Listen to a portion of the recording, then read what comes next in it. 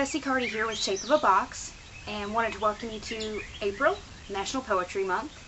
So I'm going to put up this video and possibly a few others because I had such a great response of people wanting to read, if they have the equipment, their favorite poems, or if they didn't, they were going to suggest some poems to me that I hopefully can get read and add to the videos.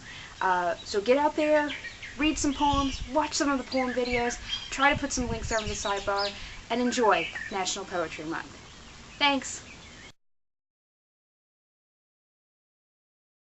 Because on the first day of class you said, in 10 years most of you won't be writing, barely hiding that you'd hoped it would be true.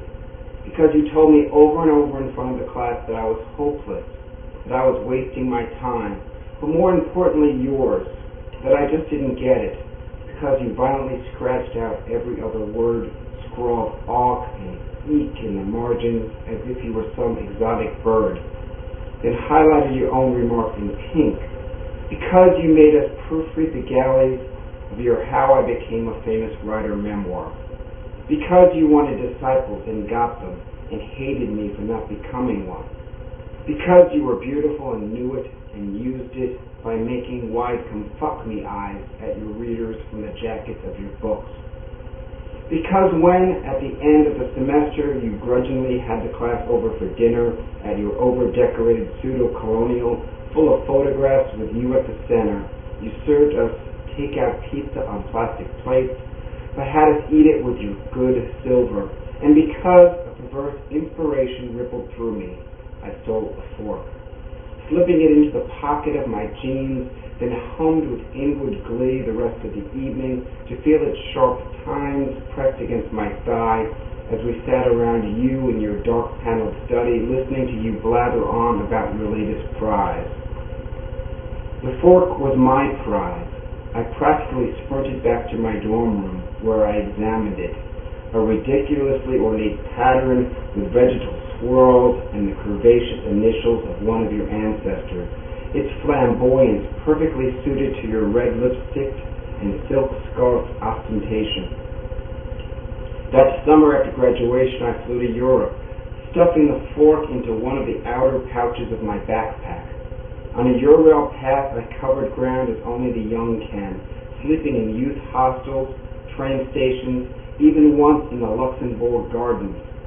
I'm sure you remember the snapshots you received anonymously from each featuring your fork at some celebrated European location, your fork held at arm's length with the Eiffel Tower listing in the background, your fork in the meeting hand of a smiling beef-eater, your fork balanced on Keith's grave in Rome and sprouting like an antenna from the Brunelleschi's dome, your fork dwarfing the Matterhorn. I mailed the photos one by one, if possible, with the authenticating postmark of the city where I took them. It was my mission that summer. That was half my life ago, but all these years I've kept the fork through dozens of moves and changes, always in the same desk drawer among my pens and pencils, its sharp points spurring me on. It became a talisman whose tarnished aura had as much to do with me as you. You might even say your fork made me a writer. Not you, your fork. You are still the worst teacher I ever had. You should have been fired, but instead you got tenure. As for the fork, just yesterday my daughter asked me why I keep a fork in my desk drawer, and I realized I don't need it anymore. It has served its purpose. Therefore, I am returning it to you with this letter.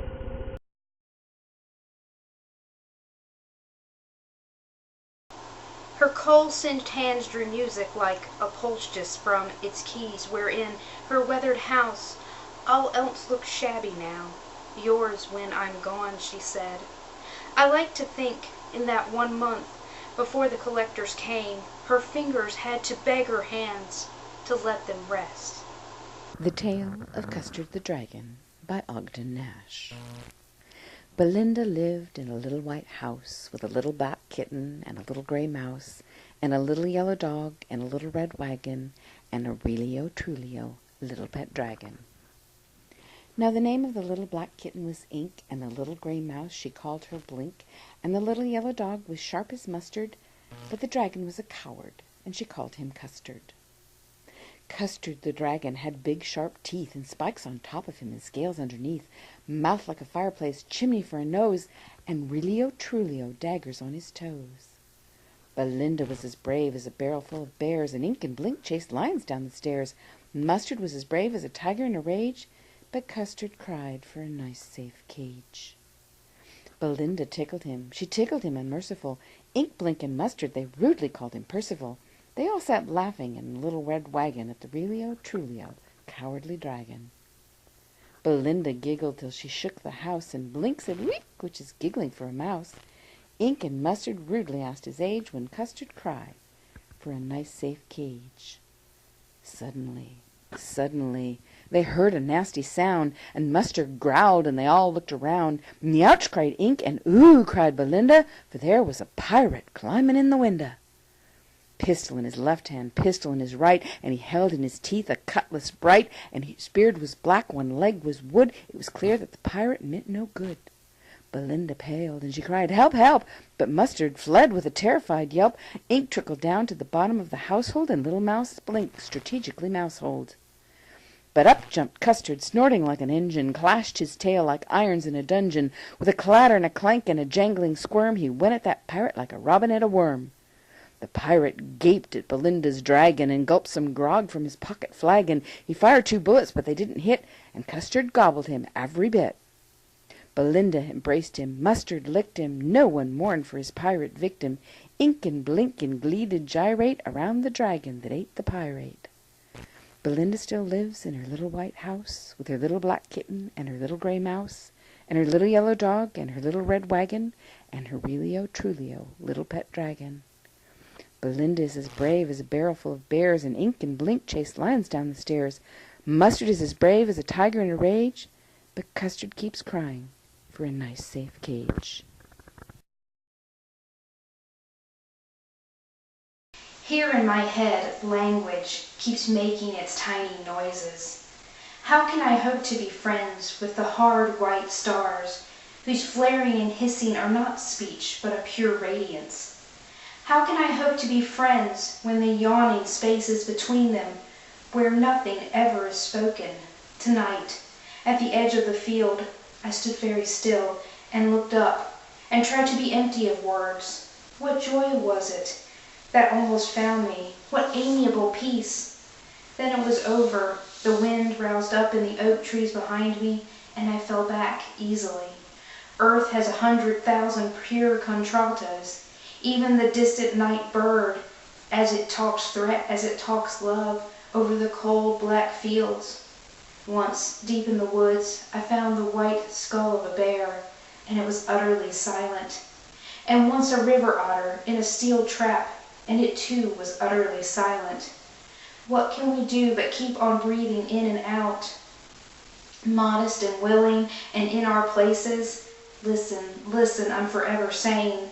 Listen to the river, to the hawk, to the hoof, to the mockingbird, to the jack in the pulpit. Then I come up with a few words like a gift.